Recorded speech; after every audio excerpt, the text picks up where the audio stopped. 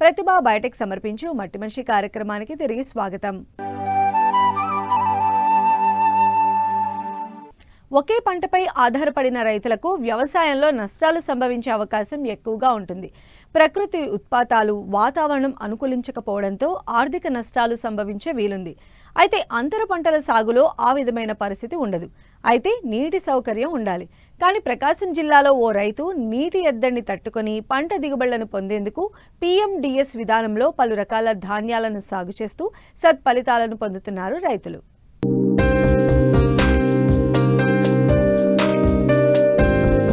ప్రకృతి వ్యవసాయ పద్ధతులను అనుసరిస్తే పంటలు అతివృష్టిని, అనావృష్టిని సైతం తట్టుకుని నిలిచి అధిక దిగుబడులిస్తాయి. ముఖ్యంగా ప్రకృతి వ్యవసాయం చేసే రైతులు తొలకరికి ముందే విత్తనం వేయడం అంటే ప్రీ మాన్సూన్ డ్రై సోవింగ్ విధానం.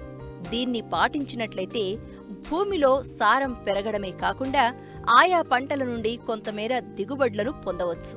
అంతేకాదు పశుగ్రాసంగా ఉపయోగపడడమే కాకుండా ఈ నేల నీటి ఎద్దడిని తట్టుకుని ప్రధాన పంటల్లో అధిక దిగుబడిని ఇచ్చేందుకు ఈ PMDS విధానం ఉపయోగపడుతుంది.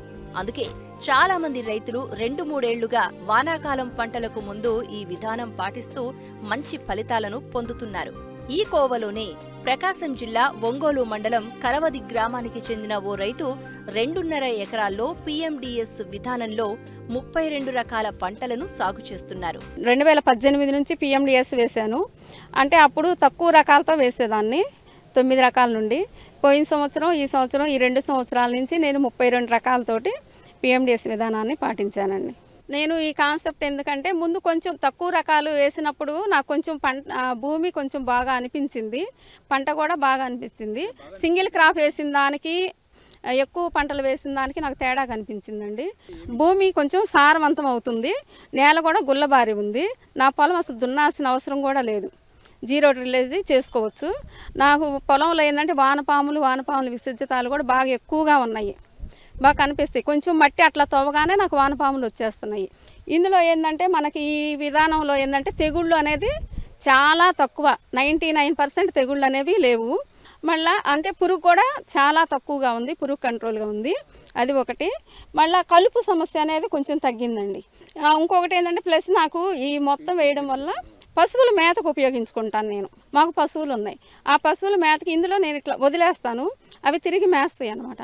ఆ మేసినప్పుడు ఈ మేసిన తర్వాత నేను మళ్ళీ దున్నకుండానే దానిలో 0 డ్రిల్లేజ్ ట్రాక్టర్ తోటి ఎదబెట్టేసుకుంటాను విత్తనాలు మొత్తం. అందువల్ల ఏంటంటే నాకు భూమి సారవంతంగాను ఉంటుంది, నాకు పశువులకి మేతగా ఉపయోగించుకోవడం వల్ల కూడా నాకు పశువులు కూడా బాగా పాలు వస్తాయి. ఇప్పుడు ప్రజెంట్ 2.5 ఎకరం వేస్తానండి నేను PMDS. ఇప్పుడు నేను వేసేసి 46 డేస్ అయింది ఇప్పటికి. ఇక నుంచి మేము గేదెలు మేపేసి ఇంకా ఒక 15 డేస్ 20 డేస్లో మళ్ళీ మెయిన్ క్రాప్ వేసుకుంటాం, పల్సెస్ వేసుకుంటాం. 32 రకాలు చల్లానండి. 32 రకాల్లో నాకు 4 రకాలు మాత్రం మొలక రాలేదు, ఇంకా మిగిలిన అన్నీ మొత్తం వచ్చేసాయి. నాకు ప్రజెంట్ అయితే నాకు వాటర్ లేకుండానే వచ్చింది సార్. నాకు ఏప్రిల్ 19 వర్షం పడింది, నేను ఏప్రిల్ 26 విత్తాను. ఒక్క తడి కూడా నేను వాటర్ ఇవ్వలేదు సార్. నేను ఇత్తే ముందు ఘనజీవామృతం వేసుకున్నాను సార్, టైప్ 2 ఘనజీవామృతమే నేను వేసుకున్నాను. నేను వచ్చేసి దీని ఎకరానికి 4 ట్రక్కులు తోలాను సార్. తర్వాత వచ్చేసి మళ్ళీ ద్రవజీవామృతం ఒక్కసారి ద్రవజీవామృతం నేను స్ప్రే చేశాను. ఇంకా గ్రోత్ అది బాగుంది సార్, తెగుళ్ళు ఏమి లేవనేసి ఇంకా నేను ఏమి ఇంతవరకు ఒక్క స్ప్రేయింగ్ కూడా ఏమి ఇవ్వలేదు. ఇంకా ఆ ద్రవజీవామృతం ఒక్కటే ఇచ్చాను. ఫస్ట్ 3వ రోజు నుంచే మొలక రావడం స్టార్ట్ అయిందండి. 3వ రోజు నుంచి వారం రోజుల్లో నాకు అన్నీ మొత్తం జర్మినేషన్ వచ్చేసాయి. దీన్ని పశువులకు మేపుకుంటామండి. ఇప్పుడు పశువులకు మేపుకున్న తర్వాత దీనిలో మళ్ళీ మెయిన్ క్రాప్స్ పెట్టుకుంటాను. మెయిన్ క్రాప్ వచ్చేసి నేను మినుము ఎంచుకున్నాను. మినుము, అలసంద, జొన్న, సజ్జ, సన్ఫ్లవరు, మొక్కజొన్న, దోసకాయలు, బీర, గోంగూర తీసాను. ప్రజెంట్ ఈ 3 రకాలు తీసానండి. ఈ 3 రకాలకి నాకు 8,000 వరకు వచ్చింది సార్. ఇంకా ఉన్నాయి సార్, తీయాల్సినవి ఇంకా ఉన్నాయి. ఇంకా ఇవి అయితే కాయలు వస్తున్నాయి, కానీ నేను అవి తీయాలంటే టైం పడుతుంది. అందువల్ల నేను పశువుల్ని మేపుకుంటాను కాబట్టి అంత ఎక్కువగా ఇవి తీయలేను. నాకు కనీసం పశువులకి అమ్ముకున్నా కానీ 30,000 వస్తాయి సార్ నాకు. అంటే మాకు కుంటలు లెక్క కొంటారు, కుంట 1,700. కూరగాయల వల్ల ఇంకొక 5-6 వేల వరకు వస్తాయి సార్. మొత్తం వచ్చేసి నాకు అంచనా ప్రకారం అయితే 45,000 నుంచి 50 లోపు వస్తాయి సార్. నాకు పెట్టుబడి వచ్చేసి విత్తనాలు నావే సార్. ఎదబెట్టడానికి ట్రాక్టర్ మా సొంతం అండి. మళ్ళీ వచ్చేసి ఇంకా ఆయిల్ ఒక్కటే, ఒక 500 కూడా అవ్వదు ఆయిల్ ఒక్కటే. నాకు ఇంకేం కాలేదు. ఎరువు కూడా మాదే కాబట్టి గంజివామృతం మా సొంతము. నాకు ఖర్చు ఏం లేదు సార్. ఇత్తనాలు అంత మొత్తం లెక్కేసుకున్నా కానీ 1000 రూపాయలు కూడా అవ్వదు సార్. నా వల్ల ఇంకొక రైతు కూడా నన్ను చూసి మారారు సార్, ఇక్కడే పక్కనే. దీనివల్ల మనకి చాలా ఖర్చు తగ్గుతుంది, ప్లస్ ఆరోగ్యంగానూ ఉంటున్నాం కదండి. మనము ఆ కెమికల్ తినకుండా ఫుడ్ మనం బయట నుంచి మేమైతే అసలు కొనుక్కునే పనేమీ లేదు, అన్నీ మాకు ఇందులో నుంచే వస్తున్నాయి. విషతుల్యమవుతున్న ఆహారం, ఇంకోవైపు దెబ్బతింటున్న భూసారం, వీటన్నింటికీ ఏకైక పరిష్కారం ప్రకృతి వ్యవసాయమే అని గుర్తించిన ఔత్సాహిక రైతులు ఈ విధానంలో సాగుకే మొగ్గు చూపుతున్నారు. ప్రభుత్వాలు కూడా ప్రకృతి సాగును ప్రోత్సహిస్తున్నాయి. వర్మీ కంపోస్ట్, పశువులు, కోళ్లు, గొర్రెల ఎరువుల వంటివి సహజంగా లభ్యం కావడం సామాన్య రైతుకు కష్టమే అవుతోంది. వాటికి బదులుగా నవధాన్యాల సాగుతో సహజ సిద్ధ ఎరువులు తయారు చేయడం ప్రతి రైతుకు వరంగా మారుతోంది. ఈ నేపథ్యంలో జనుము, జీలుగా, పిల్లిపెసర వంటి పచ్చి రొట్టతో పాటు పెసలు, ఉలువలు, మినుములు, పప్పు దినుసులు, చిరుధాన్యాలు, ఆకుకూరలు, సుగంధ ద్రవ్యాలు, దుంపజాతి విత్తనాలను కలిపిన నవధాన్యాల సాగుకు అధికారుల సలహాలతో ఔత్సాహిక రైతులు సాగు చేపడుతున్నారు. ఈరోజు మనం కరవది గ్రామం ఒంగోలు మండల్లో పద్మావతి అనే మెంటర్గా చేస్తుంది అమ్మాయి. తన ఫీల్డ్లో ఉన్నాము. ఇది కూడా నవధాన్య ఫీల్డ్ అంటే అండి, మామూలుగా మనం వ్యవసాయ శాఖ ద్వారా జనుము, జీలుగా, పిల్లిపెసర, పచ్చిరొట్ట విత్తనాలు సబ్సిడీలో ఇస్తున్నాము. ఎందుకంటే మన నేలల్లో సేంద్రియ కర్బనం అనేది పూర్తిగా తగ్గిపోయింది. లెక్క ప్రకారం అయితే మన అన్ని సాయిల్స్లో కూడా సేంద్రియ పదార్థం చాలా లో ఉంది, తక్కువ ఉంది. అంటే మన నేలలు కండగల నేలలు కాదు, 70-80% తక్కువ ఉందన్నమాట సేంద్రియ పదార్థం. అది పెరగాలి అంటే పచ్చిరొట్ట విత్తనాలు వాడుతున్నాము.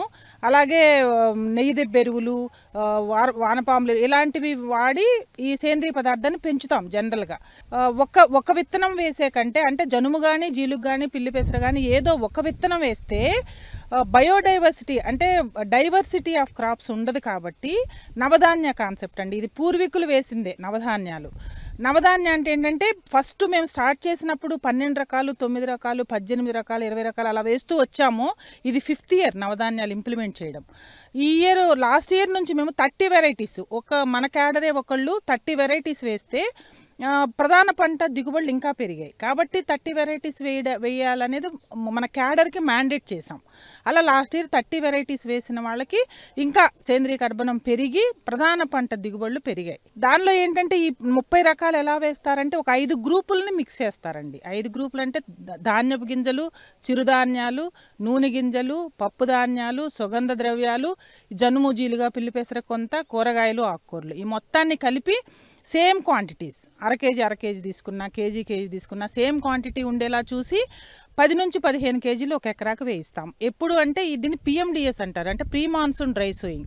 అంటే తొలకరి జల్లుల కంటే ముందే విత్తనాలు ఎదబెట్టడం.